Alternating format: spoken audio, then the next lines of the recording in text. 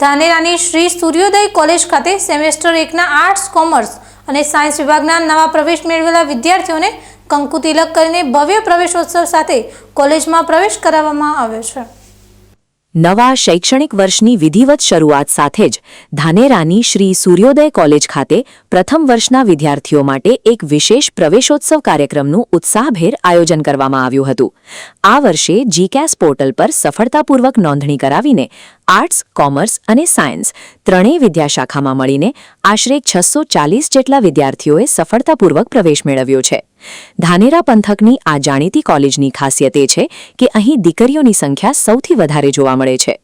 આજના આ પ્રવેશોત્સવ પ્રસંગે નવા આવનાર વિદ્યાર્થીઓની સાથે તેમના માતાપિતાનું પણ કંકુ તિલક અને સાદર સન્માન કરીને ભાવભર્યું સ્વાગત કરવામાં આવ્યું હતું।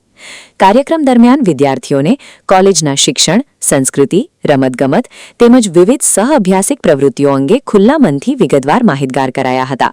સાથે જ તેજસ્વી વિદ્યાર્થીઓનું બહુમાન પણ કરવામાં આવ્યું હતું।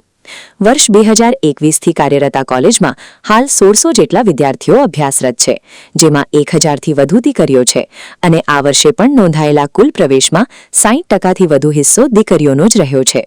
આજે સૂર્યોદય આર્ટ્સ, કોમર્સ અને સાયન્સ કોલેજ ધાનેરામાં આજ નવા વર્ષનો પ્રવેશોત્સવ ઉજવાયો હતો અને કંકુ તિલક અને એમનાથી અમારું સ્વાગત કરવામાં આવ્યું હતું।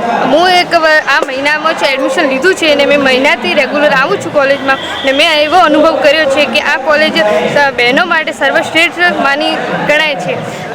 આ બહેનો માટે સુવિધાની અને મતલબ કે કોઈ બી બાધા ના આવતી હોય એવી આ કોલેજમાં છે।